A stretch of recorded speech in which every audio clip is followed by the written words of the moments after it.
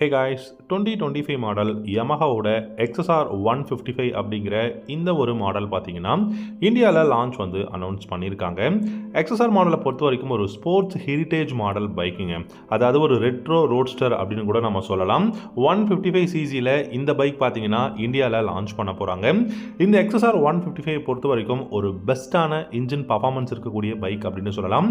நல்ல great look இருக்குங்க. கம்ஃபர்டபுளான ரைடிங் எக்னாமிக்ஸ், சூப்பர்வான இன்ஜின், அதே மாதிரி பார்த்தீங்கன்னா உங்களுக்கு அந்த ரெட்ரோ லுக் கொடுக்கணுங்கிறதுக்காக சர்க்குலரான எல்இடி ஹெட்லைட்டாக இருக்கட்டும், இல்லை சர்க்குலரான கிளஸ்டராக இருக்கட்டும், எல்லாமே வந்து சூப்பராக கொடுத்துருக்காங்க. அது மட்டும் இல்லாமல் இந்த பைக்கோட அந்த சீட் அப்படின்னு பார்க்கும்போதும் ஃப்ளாட்டான டக் அண்ட் ரோல் சீட் வந்து கொடுத்துருக்காங்க. முக்கியமான விஷயம் என்ன அப்படின்னா R15ல இல்லாத ஒரு விஷயம் இந்த பைக்கில் இருக்குங்க. அதுதான் பர்ஃபார்மன்ஸ் பவர் அப்படின்னு சொல்வேன். ஏன்னா நீங்கள் R15ல பார்த்தீங்கன்னா கூட இந்த பைக்கில் இருக்கக்கூடிய ஹார்ஸ் அண்ட் பவர் வந்து இந்த R15ல இருக்காது. ஏன்னா இதில் 19.4 ஹார்ஸ் பவருக்கும் மேலே இந்த பைக்கால் ப்ரொடியூஸ் பண்ண முடியும். அதே மாதிரி 15 நியூட்டன் டார்க் வந்து இந்த பைக்கால் ப்ரொடியூஸ் பண்ண முடியும் அப்படின்னு சொல்லியிருக்காங்க. அது மட்டும் இல்லாமல் இந்த பைக்கை பொறுத்த வரைக்கும் 6 ஸ்பீட் ஏர் பாக்ஸ், அசிஸ்டன்ட் ஸ்லிப்பர் கிளச் வந்து கொடுத்துருக்காங்க. ஸோ இந்த XSR 155 பொறுத்த வரைக்கும் XSR 700 மாதிரியான டிசைன் பேட்டர்னில் தான் லான்ச் பண்ண போகிறோம் அப்படின்னு சொல்லியிருக்காங்க. அப்படி இருக்கும்போது golden colour US different forks Indian மார்க்கெட்டில் நம்ம எதிர்பார்க்கலாம். இதுக்கப்புறம் வரப்போகிற எல்லா யமஹா பைக்லையுமே golden colour US different forks நம்ம எதிர்பார்க்கலாம். அண்ட் ரியரில் பார்த்தீங்கன்னா 6 ஸ்டெப் அட்ஜஸ்டபிள் மோனோஷாக் சஸ்பென்ஷன்ஸ் வந்து இருக்க போகுது. ஃப்ளாட்டான டக் அண்ட் ரோல் சீட்டிங்க சூப்பராக இருக்கும். சிட்டி ரைடுக்கு பார்த்தீங்கன்னா இந்த பைக் கொடுக்கக்கூடிய அந்த கம்ஃபர்ட் அப்படிங்கிறது டெஃபினட்டாக 100% இருக்கும். அண்ட் இந்த பைக்கோட பிரேக்ஸ் அண்ட் டயர்ஸ் எப்படி இருக்குன்னு பார்க்கலாம். டயர்ஸை பொறுத்த வரைக்கும் ஃப்ரண்ட் அண்ட் ரியரில் உங்களுக்கு 17 இன்ச் அலாய் வீல்ஸ் வந்து கொடுத்துருக்காங்க. அண்ட் டயர்ஸ் அப்படின்னு பார்க்கும்போது ஃப்ரண்ட் அண்ட் ரியர் பார்த்தீங்கன்னா நல்ல வைடான ரேடியல் டயர்ஸ் அவைலபிளாக இருக்குது. இந்த பைக்கில் இருக்கக்கூடிய இன்ஜின் அப்படின்னு பார்க்கும்போது 155 CC single cylinder liquid cooled இன்ஜினாக கொடுத்துருக்காங்க. இந்த இன்ஜினை பொறுத்த வரைக்கும் உங்களுக்கு VVA டெக்னாலஜி வந்து அவைலபிளாக இருக்குது. முக்கியமான விஷயம் அப்படின்னு பார்த்தீங்கன்னா இதோட கிளஸ்டருங்க. கிளஸ்டரில் GPS இருக்குது. அதே மாதிரி உங்களுக்கு ப்ளூடூத் கனெக்ஷனில் கால் கனெக்ட் அண்ட் டிஸ்கனெக்ட், அதுக்கப்புறம் SMS அலாட், வாட்ஸ்அப் அலாட்ஸ் வந்து உங்களால் பார்த்துக்க முடியும். மியூசிக்கும் வந்து உங்களால் கண்ட்ரோல் பண்ணிக்க முடியும் அப்படின்னு சொல்லியிருக்காங்க. இந்த பைக்கில் USB சார்ஜிங் போர்ட்டும் அவைலபிளாக இருக்க போகுது.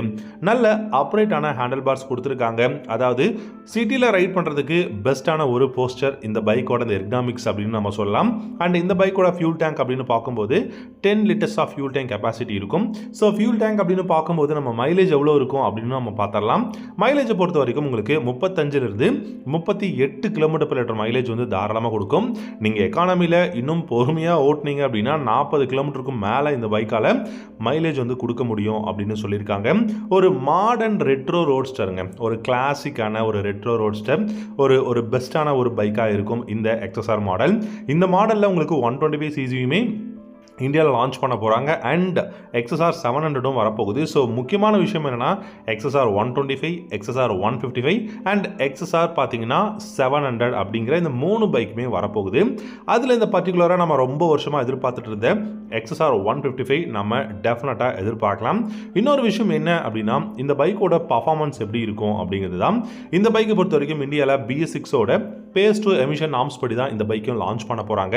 நிறைய நியூ கலர்ஸ் இருக்குங்க. ஒயிட் ரெட் காம்பினேஷன், அதே மாதிரி பார்த்தீங்கன்னா ப்ளூ, அதுக்கப்புறம் ப்ளூ அப்படிங்கிறது யமஹாவோட அவங்களுடைய ஒரு ஐகானிக்கான ஒரு கலர் அப்படின்னு சொல்லலாம்.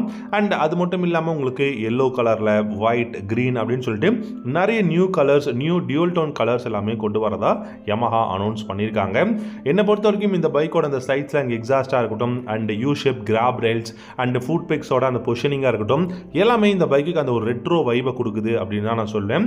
ஏன்னா இந்த பைக்கோட build quality, ergonomics, engine performance and அஃபோர்டபுளான ப்ரைஸ் அப்படின்னு பார்க்கும்போது டெஃபினட்டாக 1,80,000 கம்மியாக இல்லாமல் இந்த பைக் லான்ச் ஆகாது.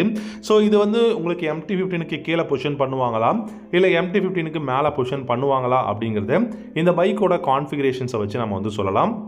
டெஃபினட்டாக MT-15 விட இது வந்து ரொம்ப கம்ஃபர்டபுளான ஒரு பைக்காக இருக்கும்.